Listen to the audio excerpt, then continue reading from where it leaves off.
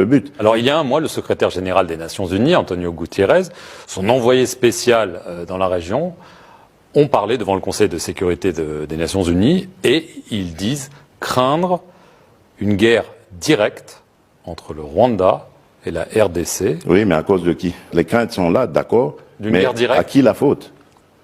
Donc nous sommes Est-ce qu'on est au bord les d'une victimes. guerre, Monsieur le Président? Moi, je n'exclus aucun scénario.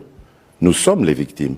Donc on n'a pas regardé dans notre direction. Il faut regarder dans la direction de ceux qui sont coupables de cette agression, de cette situation. Et nous disons, après avoir appelé plusieurs fois la communauté internationale à intervenir par des sanctions contre le Rwanda, si celle-là tarde à venir, nous allons nous protéger nous-mêmes. Nous allons utiliser nos propres moyens pour nous défendre, défendre nos populations. Y compris les armes. À votre avis, comment est-ce qu'on pourrait faire autrement que par les armes? Combien de soldats rwandais, d'après vos informations, sont sur le sol congolais? Des milliers. Des milliers? Oui, ils sont là par milliers. Par milliers? Oui. Est-ce que Paul Kagame, pour vous, est le véritable chef du M23? Bien sûr. D'abord, le M23, c'est une coquille vide. Ce sont les RDF qui se battent. Mais nous en avons les preuves. Parce qu'aujourd'hui, avec les armes que nous avons, la technologie que nous avons, nous les voyons. Nous avons des images. Je ne parle pas en l'air. Je parle sur base de faits avérés. Les images sont là, et de leurs cadavres, et même lorsqu'ils s'amoncellent pour porter leurs attaques. Nous avons tout, et pas que nous. L'ONU, les Nations Unies, ils ont aussi les mêmes images. N'oubliez pas que la mission de la MONUSCO est encore à l'est du pays, à Goma. Début octobre, des milices patriotiques congolaises, les fameux Wazalendo, soutenus par votre armée, ont reconquis une partie du Massissi, notamment autour de Kitshanga. Mais depuis, le M23 a repris le terrain perdu. Il menace à nouveau les localités, les villes de Saké et bien sûr de Goma. C'est donc un échec? Ils ne prendront pas Goma.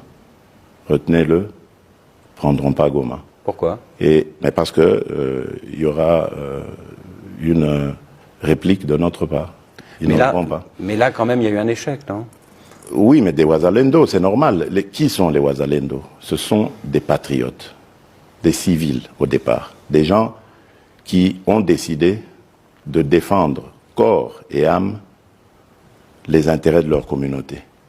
Parce que, en son temps, ils n'avaient pas confiance en l'armée. Ils ne pensaient pas que l'armée était capable de les protéger. Donc ils ont pris leur courage à deux mains et se sont engagés dans ce combat. C'est même héroïque. Là où les FARDC peuvent les soutenir, s'ils sont dans leur giron, l'ordre est donné pour que celles-ci les soutiennent. Mais je ne m'en cache pas, parce que ce n'est pas un crime qu'ils commettent. Ils défendent leur patrie, et avec raison, et courage. Mais pas Ce sont des héros, pas des criminels comme le M23 et les RDF du Rwanda. Alors pour tenter de retourner la situation en votre faveur, vous avez aussi eu recours à des compagnies de sécurité occidentales, une française, Agemira, une roumaine, Congo Protection. Bien sûr, c'est pour renforcer les capacités. Ce sont des experts, attention, ce sont des experts qui sont eux-mêmes, qui ont eux-mêmes des carrières de forces spéciales, de commandos, etc., et dont la mission est de renforcer les capacités des forces de défense en situation réelle, sur terrain. En se battant. Ah, bien sûr, mais ils doivent... Ils sont combien?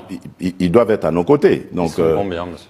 900 par là, un bon millier peut-être. Ouais. Alors, quand il y a des sociétés de sécurité étrangères, ou que ce soit, qui viennent, qui se battent, qui sont nombreuses, on appelle ça des mercenaires. Quand vous appelez... Qu'est-ce que vous appelez se battre? Parce que quand je vous dis, ils sont en situation réelle, ils sont sur le terrain, ils coachent. Est-ce qu'un coach de football, il joue avec son équipe?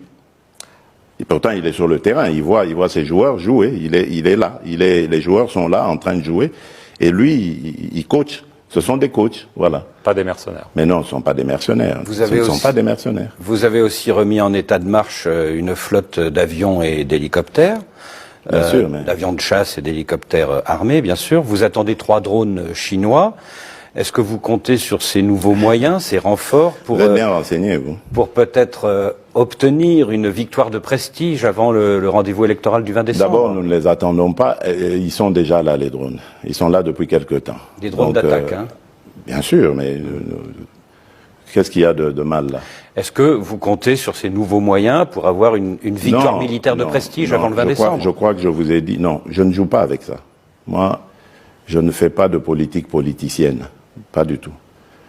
Moi, je défends les intérêts de mon pays et de mon peuple.